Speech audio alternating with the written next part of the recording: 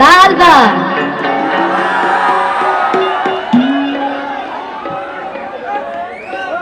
ये भोजपुरी अंदाज नहीं खेला गो अभी भी ना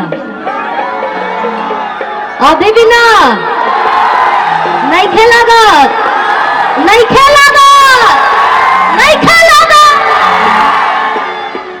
देखा पीछे भौजी लोग शांति बने ले बा हाँ कि जो गाना गाने सब वही लोग खाते गावे नहीं। सबसे पहले जितना भी लोग बरावा भी सब भोजपुरी सम्मेलन में हमके बुलावे खातिर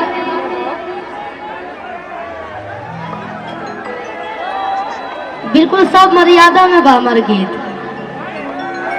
सबसे पहले जितना भी लोग एजा उपस्थित बा सबके गोड़ छू के गोड़ लागत है। एक बार खाली हाथ उठा के आप लोग आशीर्वाद दे दी। इतना सुंदर सुंदर हीरोइन जरा के सब हमारे भैया लोग देख के एकदम आज नींद ना लगी। और गायिका हमारी निशा दीदी इधर सर लोग बैठे हैं म्यूजिशियन तनी हमारे लेवल बढ़ा दी कैसे आज बैटरी हमारा डाउन हो गई सर्दी के कारण बैटरी डाउन लगा था लेकिन कोशिश करे तनी। चौहान जी बहुत ही अच्छा कविता बोलनी है।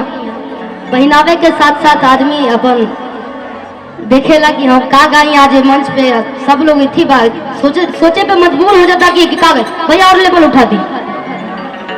लेकिन कहे के बाद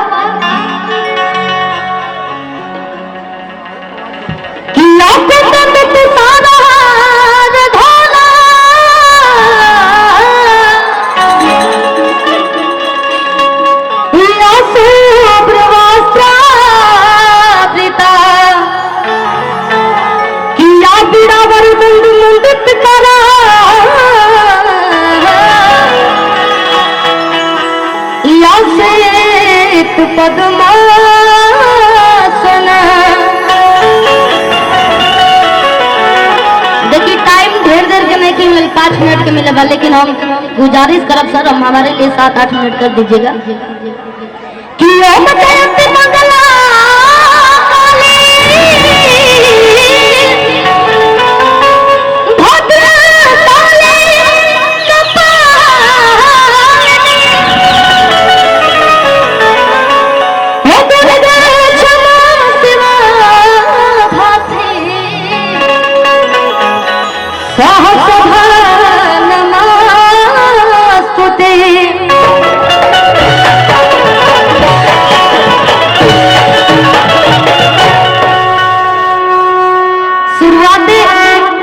जय माता दी। दुर्गा मैया की सब लोग रेडी ना सब लोग डांस करी लो।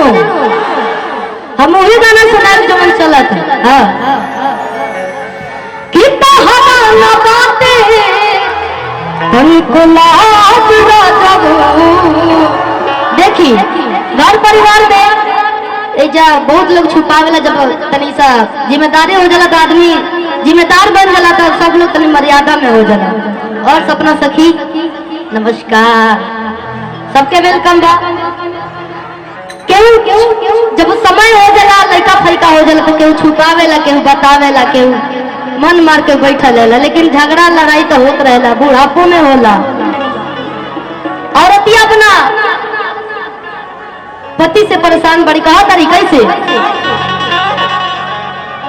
तन्नू जी आप आ जाइए प्लीज आप। हाँ मैं आप दोनों श्रुति जी आप भी आ जाइए तन कुछ लाल पेड़ होने के चाहिए। आइए लास्ट चला था कार्यक्रम के हमने देखा था भोजपुरी के लिए जब फिल्म का कुछ वो चल रहा था तो आपने लड़ाई किया था तो हर कलाकार के अपना भोजपुरी खातिर लड़ाई करे के चाहिए जहाँ हो तो हमने के मिले के चाहिए। और आज ये भोजपुरी के मंच कि हमने के सम्मानित होता नहीं जा हेलो सम्मानित कर जाता रहे कहे पावरतिया कह दिया तनी आशीर्वाद दी तनी ताली बजा के राधे राधे राधे राधे द्वारका तो द्वारका होला भाई राधे राधे